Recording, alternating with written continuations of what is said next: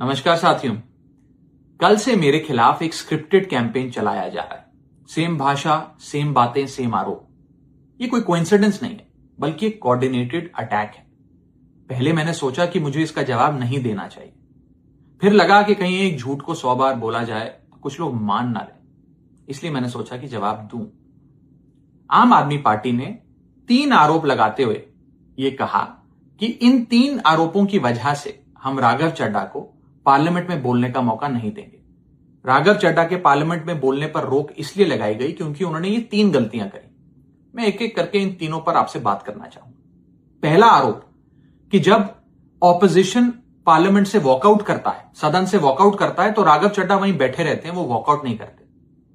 यह सरासर झूठ है, सफेद झूठ।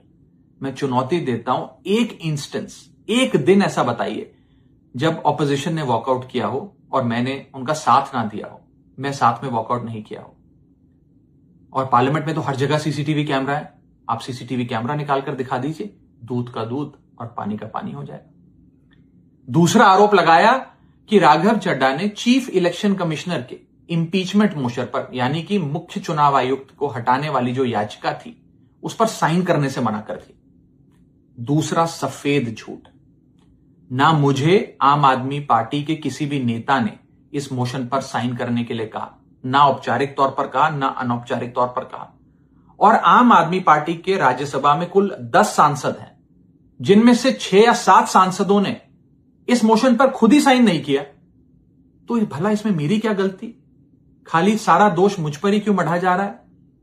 और इस मोशन के लिए राज्यसभा में कुल 50 सिग्नेचर चाहिए होते हैं, यानी कि 105 विपक्षी सांसदों में से मात्र 50 सिग्नेचर से ये याचिका पूरी हो जाती।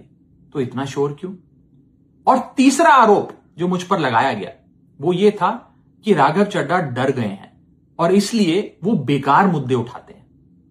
पहली बात मैं बता दूं कि मैं पार्लियामेंट में शोर मचाने, चीखने, चिल्लाने, माइक तोड़ने या गाली देने नहीं गया। मैं वहां पर जनता के मुद्दे उठाने गया हूं, लोगों की बात करने गया हूं। और मैंने कौन सा मुद्दा नहीं उठाया? मैंने जीएसटी से लेकर इनकम टैक्स की बात करी, पंजाब के पानी से लेकर दिल्ली की हवा का मुद्दा उठाया, हमारे सरकारी स्कूलों की हालत से लेकर कैसे पब्लिक हेल्थ केयर इंस्टीट्यूशंस को मजबूत किया जाए, इंडियन रेलवेज में जो पैसेंजर्स ट्रैवल करते हैं उनकी समस्याएं रखी, यहां तक कि मेंस्ट्रुअल हेल्थ, एक ऐसा मुद्दा जिसके बारे में लोग बात करने से कतराते हैं, वो बातें तक रखी। बेरोजगारी से लेकर महंगाई तक तमाम मुद्दे उठाए। आप मेरे 4 साल का पार्लियामेंट का ट्रैक रिकॉर्ड उठाकर देख लीजिए।